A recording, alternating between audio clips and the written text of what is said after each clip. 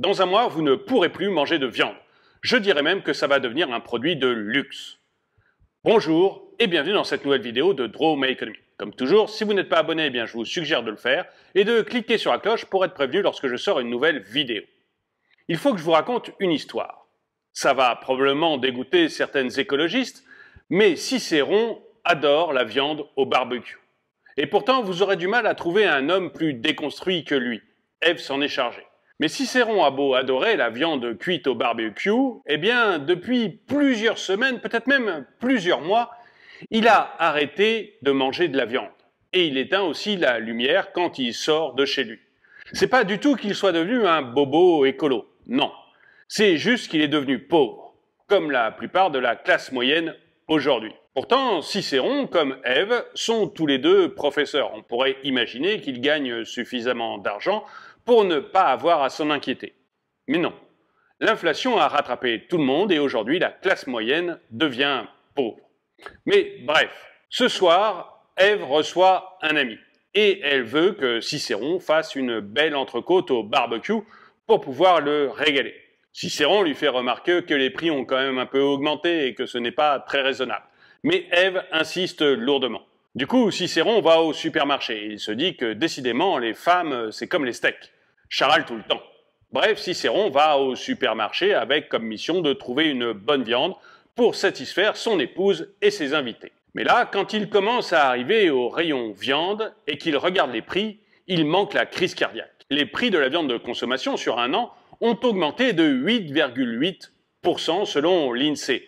Et pour la vente de bœuf avec laquelle il devait régaler sa femme et ses invités, eh bien l'augmentation est de 10,22%. Et ces augmentations, elles sont très supérieures à l'augmentation générale des prix alimentaires qui n'est que de 7,4% pour le moment. Alors, dans un moment de panique, Cicéron pense aller vers de la viande hachée pour faire des burgers. Seulement voilà, les prix de la viande hachée ont beaucoup plus augmenté que les prix de la viande piécée.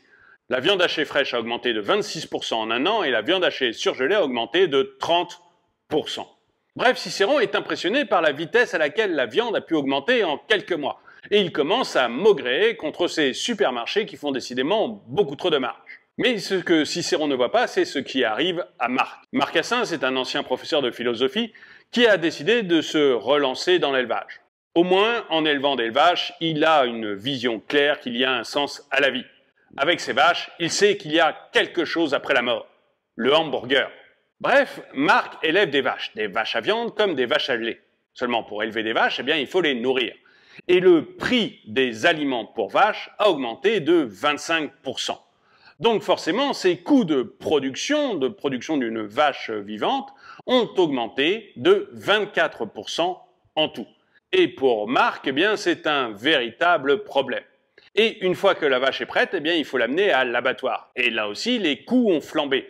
Parce que l'abattoir, c'est de l'énergie, et l'énergie a augmenté de 75%. C'est du transport, et les coûts du transport ont aussi explosé. Et enfin, c'est de l'emballage. Et là aussi, on a une explosion des coûts de l'emballage.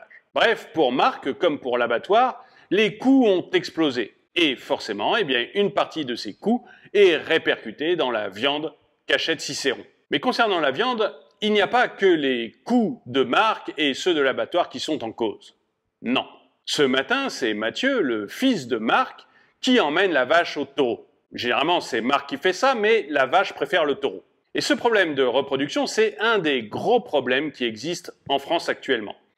En fait, élever des vaches, que ce soit pour le lait ou pour la viande, ce n'était pas assez rémunérateur pour les gens comme Marc. Et du coup, eh bien, beaucoup ont arrêté le métier ou alors ont diminué la taille de leur troupeau. Depuis 2017, il y a eu 650 000 vaches allaitantes ou laitières en moins. Et 650 000 vaches en moins, eh bien, ça veut dire 8% du cheptel qui diminue. Du coup, eh bien, l'offre s'est réduite et comme l'offre s'est réduite, le prix a naturellement augmenté. C'est certes une bonne nouvelle pour Marc, mais pas tellement pour Cicéron, qui pendant un moment s'est demandé s'il n'allait pas se rabattre sur du poulet. Il est allé voir les prix, et là il s'est aperçu que c'était encore pire. Le poulet a augmenté de 14,6%. Là, c'est Théo qui pourrait donner l'explication de ce coup. Théo Post a deux passions, la police et l'agriculture. Mais comme c'est deux métiers peu rentables, eh bien, il a décidé de faire les deux pour joindre les deux bouts. Bref, c'est un poulet fermier.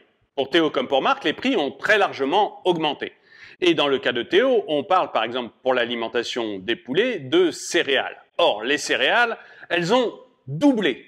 Et vous ne pouvez pas rogner sur les céréales et empêcher vos bêtes de manger. Bref, les coûts de production pour Théo, ils ont augmenté de 40%. Et Théo est du coup bien obligé d'en répercuter une partie sur le prix du poulet qu'il vend. Et en plus de cette augmentation des coûts de production, eh bien, les collègues de Théo ont eu de graves problèmes de grippe aviaire en France. Ce qui fait qu'une grande partie de l'élevage français a été abattue. Et comme la deuxième source de poulets en France, eh bien, c'est des poulets qui viennent d'Ukraine, vous comprendrez bien qu'on a quelques difficultés actuellement pour les acheminer. Résultat, une offre qui diminue là aussi et des prix de production qui augmentent. Donc il est normal que Cicéron voit que son poulet est augmenté de 14,6% sur un an. Et il doit se préparer au fait que ça augmente encore davantage dans les mois qui viennent. Bref, Cicéron retourne chez lui la tête basse sans acheter de viande.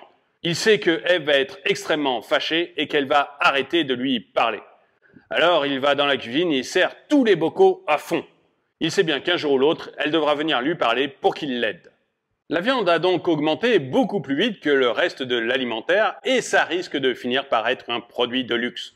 Parce que, soyez-en sûrs, les prix de l'alimentation et surtout les prix de la viande vont continuer à augmenter dans les mois qui viennent et la viande risque de devenir un produit de luxe. Mais vous, où est-ce que vous en êtes avec la viande? Est-ce que vous avez diminué votre consommation ou peut-être même arrêté complètement votre consommation à cause des prix? Ou bien est-ce que vous avez continué comme avant et que vous serrez sur d'autres budgets? Dites-le moi dans les commentaires. Et le dicton du jour. Quand une femme décide de se venger d'un homme, le diable en personne s'assied et prend des notes. Merci d'avoir regardé cette vidéo, mettez-lui un pouce vers le haut, commentez-la, partagez-la. Merci à tous ceux qui soutiennent la chaîne et je vous dis à très bientôt.